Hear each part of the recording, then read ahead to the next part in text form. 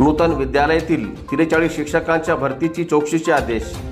सेलू शहरातील नूतन विद्यालय शिक्षण संस्थेअंतर्गत 43 शिक्षक व शिक्षकेतर कर्मचाऱ्यांच्या भरती प्रकरणात औरंगाबाद येथील सहाय्यक संचालक विभागीय शिक्षण उपसंचालक यांनी 12 डिसेंबर मंगळवार रोजी उच्चस्तरीय चौकशीचे आदेश दिले आहेत। नूतन शिक्षण संस्थेअंतर्गत नूतन विद्यालय नूतन कन्या विद्यालयात 2021-22च्या संच मान्यतेनुसार 16 पदे मंजूर होते। विशेष म्हणजे 2012 नंतर राज्य शासनाने शिक्षक व शिक्षकेतर कर्मचारी यांची भरती प्रक्रिया बंद ठेवण्याचा निर्णय घेतला होता।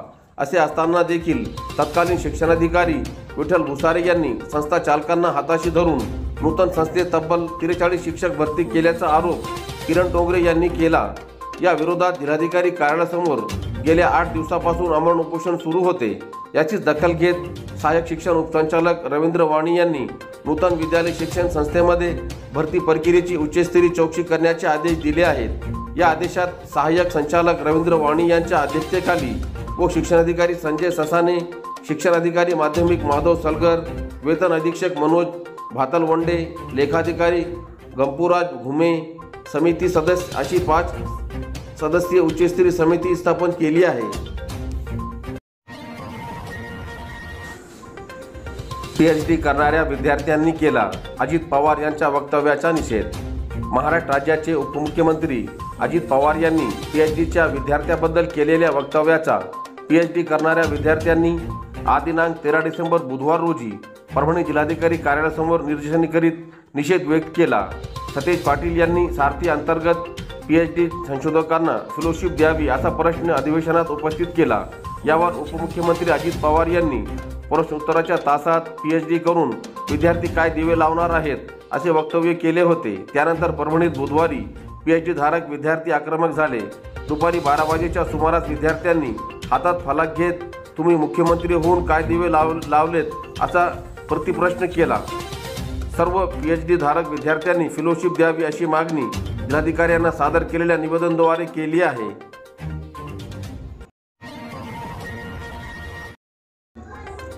परशुराम महामंडळ स्थापनेसाठी फडणवीस यांनाच आकडे। गेल्या अनेक वर्षापासून समस्त ब्राह्मण समाजाची स्वतंत्र परशुराम आर्थिक विकास महामंडळ स्थापन करावे अशी मागणी जोर धरत आहे। या पार्श्वभूमीवर उपमुख्यमंत्री देवेंद्र फडणवीस यांची नागपूर हिवाळी अधिवेशनात 12 डिसेंबर रोजी शिष्टमंडळाने भेट घेऊन निवेदन देऊन चर्चा केली। त्यासाठी आमदार मेघनादेवी बोडेकर यांनी पुढाकार घेतला। चर्चेत स्वतंत्र परशुराम आर्थिक महामंडळ स्थापन करावे, विद्यार्थ्यांसाठी प्रत्येक जिल्ह्यात वसतिगृह तसेच सांस्कृतिक व आध्यात्मिक कार्य करण्यासाठी परशुराम भवन उभारावे, ब्राह्मण पुरोहितांना 5,000 रुपये मासिक मानधन व त्यांना विविध मंदिरात नियुक्ती करून त्यांच्याकडून मंदिरात नित्यपूजा लावल्या जातील, वंश परंपरागत हस्तगत असलेल्या इनामी जमीन जो ब्राह्मण समाज सांभाळत आहे त्या इनामी जमिनीची मालक हक्क कायमस्वरूपी त्यांच्या ताब्यात द्यावा, ब्राह्मण समाजाच्या सुरक्षेसाठी विशेष कायदा करून सामाजिक विटंबनातून बचाव करण्यासाठी कठोर कायदा करण्यात यावा आदी मागण्या नागपूर अधिवेशनात मंजूर करून द्यावेत अशी मागणी करण्यात आली। उपमुख्यमंत्री फडणवीस यांनी लवकरच शासन योग्य तो निर्णय घेऊन अंमलबजावणी करेल असे आश्वासन दिले। दिलेल्या निवेदनावर स्वप्नील पिंगळकर, डॉक्टर अशोक सेलगावकर, सचिन शेटे, अजिंक्य औंढेकर, विशाल जोशी, संजय सुपेकर, प्रकाशदेव केदारे, योगेंद्र उन्हाळे, मंदाल कुलकर्णी, शीतल शेटेसह आदींच्या स्वाक्षऱ्या आहे।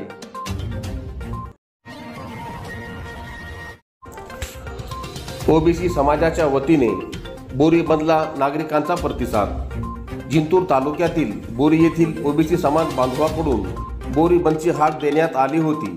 या बंदला लहान मोठ्या व्यापाऱ्यांनी सहभाग नोंदवून चांगला प्रतिसाद दिला। दिनांक 9 डिसेंबर रोजी इंदापूर येथे आमदार गोपीचंद पडळकर यांच्यावर चप्पल फेक केल्याच्या निषेधार्थ आज दिनांक 13 डिसेंबर बुधवार रोजी ओबीसी समाज बांधवांकडून बोरी बंदची हाक देण्यात आली होती। तसेच बसस्थानक परिसरात सकाळी 10 वाजता रास्ता रोको आंदोलन करण्यात आला। या आंदोलनस्थळी बोरी पोलीस ठाण्याच्या सहाय्यक पोलीस निरीक्षक सरला गाडेकर मॅडम यांनी भेट देऊन आंदोलनकर्त्याचे निवेदन स्वीकारल्यानंतर हे आंदोलन मागे घेण्यात आले। आमदार गोपीचंद पडळकर यांच्यावर झालेल्या चप्पल फेकमुळे महाराष्ट्रातील ओबीसी समाज बांधव विविध ठिकाणी घटनेचा निषेध करीत आहे। त्याचाच भाग म्हणून बोरी येथील ओबीसी समाज बांधवांनी बाजारपेठ बंदची हाक दिली होती। या हाकेला व्यापाऱ्यांनी 100% प्रतिसाद दिला असून आज दिवसभर सर्व दुकाने बंद ठेवून या घटनेचा निषेध नोंदवण्यात आला। ओबीसी समाज बांधव एकत्रित येऊन झालेल्या घटनेबद्दल सविस्तर चर्चा करून काही मान्यवरांनी आपले मनोगत व्यक्त केली। जिंतूर परभणी महामार्गावरील बसस्थानक परिसरात रास्ता रोको आंदोलन करण्यात आला। या आंदोलनस्थळी काही काळ वाहतूक विस्कळीत झाली होती। नंतर बोरी पोलीस ठाण्याचे सहाय्यक पोलीस निरीक्षक सरला गाडेकर मॅडम यांनी आंदोलनकर्त्याची भेट घेऊन निवेदन स्वीकारले। सकाळपासून ते संध्याकाळपर्यंत बोरी येथील बाजारपेठेतील सर्वच लहान मोठे दुकाने बंद होती। या बंदमध्ये अनुचित प्रकार घडू नये म्हणून बोरी पोलीस ठाण्याचे सहाय्यक पोलीस निरीक्षक सरला गाडेकर मॅडम यांच्या मार्गदर्शनाखाली पोलीस उपनिरीक्षक अनिल खिल्लारे यांनी चोख पोलीस बंदोबस्त लावला होता। जिंतूर पालिका प्रशासनाच्या आश्वासनानंतर एमआयएम पक्षाचे आंदोलन मागे। जिंतूर शहरातील पालिका प्रशासनाच्या वतीने नागरी सुविधा पुरवल्या जात नसल्याने व घरकुल बांधकामासाठी उर्वरित रक्कम लाभार्थ्यांच्या बँक खात्यात टाकण्यात आली नसल्याने जिंतूर पालिकेवर एमआयएम पक्षाच्या वतीने मोर्चा काढण्यात आला व पालिका प्रशासनाच्या विरोधात आंदोलन सुरू करण्यात आला होता। एमआयएम पक्षाच्या वतीने करण्यात आलेल्या आंदोलनाची दखल घेत पालिका प्रशासनाच्या वतीने जिंतूर शहरातील नागरिकांना लवकर नागरी सुविधा पुरविल्या जाणार असल्याचे लेखी आश्वासन आज दिनांक 13 डिसेंबर बुधवार रोजी एमआयएम पक्षाचे जिंतूर तालुकाध्यक्ष सय्यद रियाज भाईजान, शहराध्यक्ष नईम पठाण व कार्याध्यक्ष मुस्तफा ठेकिया यांना दिल्यानंतर एमआयएम पक्षाच्या वतीने जिंतूर पालिकावर सुरू असलेले धरणे आंदोलन मागे घेण्यात आले।